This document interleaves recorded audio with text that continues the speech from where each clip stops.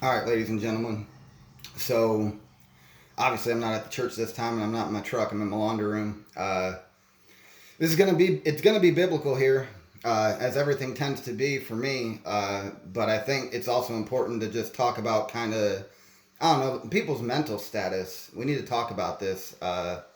It's been a long week. I've been up at some really odd times.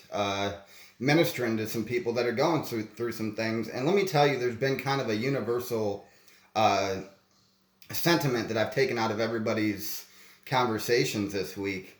And, you know, just talking to people about how they kind of end up in this toxic merry-go-round of relationships and how the opposite sex treats them and how this and that happens. And let me just, first of all, say, like, if you're not in a relationship right now,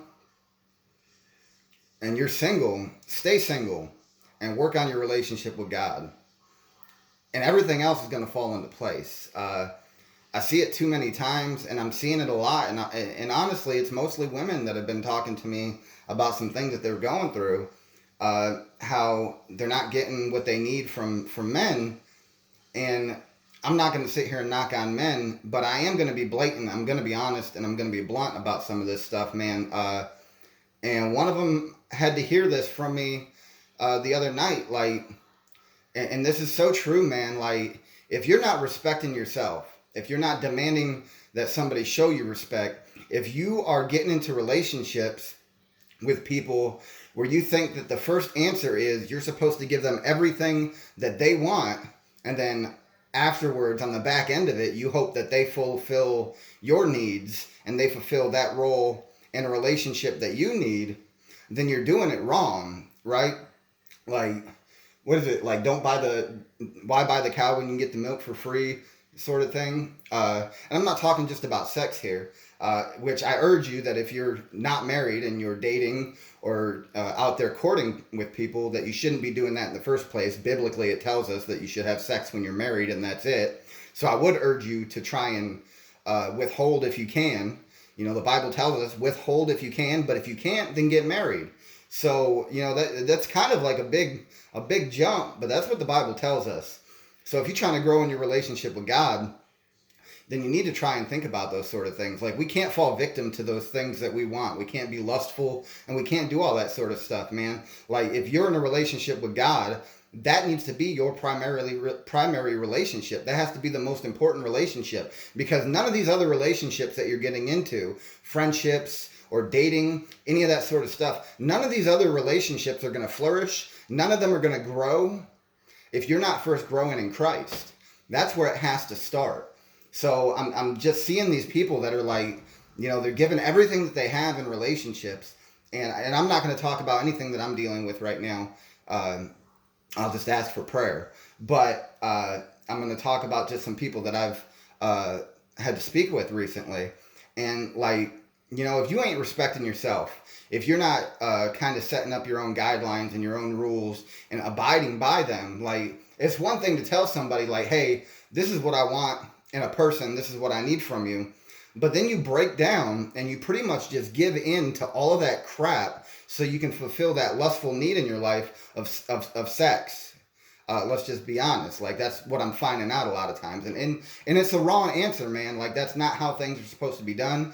And sex is something that's great and it's beautiful, but there's a context and an appropriate time for it. And that's not the appropriate time for it. You know, sex is not a bargaining chip to try and get people to do what we want them to do. And sex is not a reward for people. You know, like this isn't positive reinforcement, man, where you give them a Twix bar because they did a good thing and you pat them on the head and say, good boy. Like, it doesn't work like that, man. All right. So, like, sex has a very important role in our lives, but if you're single, sex has no role in your life. Period. That's just the way it's supposed to be. Like, if you're a Christian, if you believe in God, we don't get to pick and choose what's important to us and what's not important to us. Like, either we believe in the Bible or why do we even follow God in the first place? Like, there's just no in between, man. Like, if you're not 100% all in and you're just dipping your toe in the pinky water and you're like, hey, God, you know, I'm gonna follow you a little bit, man, but, you know, this over here, man, I really got a high sex drive. I don't think I can hold off. Well, you're not putting the first things first, and that's just all there is to it, man. All right, so put the first things first, and the first thing always needs to be God, right? That's the way it's always got to be. The second thing needs to be you. All right, like we talk, and there's so many references in the Bible where God says, love me, right? Serve me, and love people as you would love yourself, right? We're supposed to love all the human beings in the world as we would love ourselves. But some of y'all are out here loving human beings in a way that you don't even love yourself, right? Like you are sacrificing everything that you have out of a cup that's not even full to try and fulfill the needs of these other people, and you're completely empty inside. And then you're wondering, what's going on? Why am I not fulfilled? Why am I not happy? Like, you can't give something that you don't have, right? Like it says, my cup runneth over, and then out of that abundance from my cup is where I help other people out, and I do things for other people, and I'm good to other people. But we're not addressing the fact that we have to have self-care be number 2. Number 1 is God. Number 2 is self-care. Number 3, after your cup is running over, that is when you start giving it to other people. You can't deplete yourself and leave yourself empty. You gotta respect yourself. You gotta love yourself. And the self-esteem stuff, man, like, for real, it's gotta end. And I struggle with it too. So when I'm saying this, I'm also telling myself, like, Justin, you got to be more confident in who you are, right? And you got to love yourself. Because here's the thing, man, like, God made you. And he made you in a way that was absolutely perfect. Perfectly imperfect, right? Because none of us are perfect. We're all sinful. We all make mistakes. But God made you exactly the way that he intended for you to be. And people are just out here hating themselves, and they hate themselves so much that they allow other people to treat them like garbage, right? Like, you got to love yourself, because the truth is that God made you. You are one of those children of God that you're supposed to have love for. You know what I mean? When he's talking about, the Pharisees trying to be slick, were like, if there's only one commandment that I keep, Jesus, what commandment is that? And Jesus answers, like, well, you should love God with all your heart, all your mind, all your soul, every being that you have. You love God, serve God. And because Jesus wasn't going to stop at 1, there was a second one. You asked Jesus for 1, but he's giving you 2. But in these 2, he's really giving you all 10. Right? He says, love God, serve God with everything, every fiber of your being, and then love people in that same way. Love God's children in that same way. But for some reason, it's like we look at ourselves and we forget that we are God's child too. And we don't love ourselves. We don't respect ourselves. We don't demand that other people respect us. We've put guidelines and guardrails in our lives. And as soon as something happens that gives us this little bit of like, oh, Justin might get his way, or so-and-so might get their, like we start thinking on our head, like, man, we can just drop all those morals and stuff, everything that we're trying to be, everything that we use to identify the type of person that we are, we just drop it and sell it out for everybody else, right? We just sell it out for everybody else. And you're not serving God when you do that. You can't be serving God when you do that, because you're not respecting yourself. You're not loving yourself. You're giving out of a depletion. You're giving what you don't even have, man. You're overdrawing your bank account, your love bank account. You're overdrawing it. And every day you're just getting charged more and more. Like, what happens when you overdraw an account? They charge you a fee every single day. And that debt that you're in just sinks deeper and deeper and deeper. And let me tell you something, that is what you're doing when you are trying to give to other people when you don't even have your cup full yet. All right? Self-care, guys. I'm tired, and I struggle with it, all right? Like, I've been deployed. I've got people that I loved, that I lost, and anybody that I've been deployed with, like, I love you more than... You're as close to me as my own family. And I'm tired of seeing people die and pass away because, and everybody's like, oh man, this person just gave and gave and gave, and they seemed like they had it all together, but they weren't caring about themselves. They weren't taking care of themselves first. Good example of it, and somebody I talked to the other day, I think last night, mentioned it. Robin Williams, right? Like, that man was so beloved. Like, we loved his movies. Anything that he made was gold. He was hilarious, and he was just this genuine person, it seemed like. And what happened? He was given out of a depletion. His bank account was empty. Not his literal bank account, because the dude was rich, but his love bank account was empty. He had nothing to give out of. He was pouring out something that he didn't even have to give. All right? So let's stop and take care of ourselves today, man. Let's love ourselves. Like, first we serve God, and then we need to make sure that we're taking care of ourselves. And if you ain't taking care of yourself, and you feel like you're at the lowest of lows and the bottom of bottoms, and there's just no answer, you better reach out to somebody. Let me tell you what, man. If I find out that somebody that I cared about decided that suicide was the right answer, and they had my phone number and didn't give me a call, I don't know how, but I'm going to get you.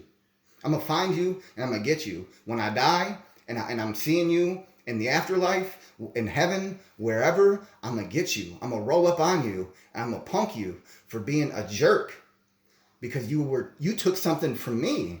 When you hurt yourself and you decided to kill yourself instead of reaching out to somebody, you took something from me. That's selfish, man. It's really selfish. You need to take care of yourself. And if you feel like you're depleted, you need to reach out to somebody right now. Just right now. Stop the video and reach out to somebody. If you feel like you're empty, if you feel like there's no hope, let me tell you what, all the hope you will ever need is in Jesus Christ. All the hope you will ever need is in Jesus Christ. But let me tell you what, when you got Christ followers as friends, you can get that hope from them too, because Jesus is going to work through them to bring you hope and lift you up. All right? Let's take care of each other today. If you got a friend that you ain't heard from in a while, and you know they're going through some things, reach out to them. And if you're going through some stuff, reach out to somebody. You may think that nobody loves you, but I love you.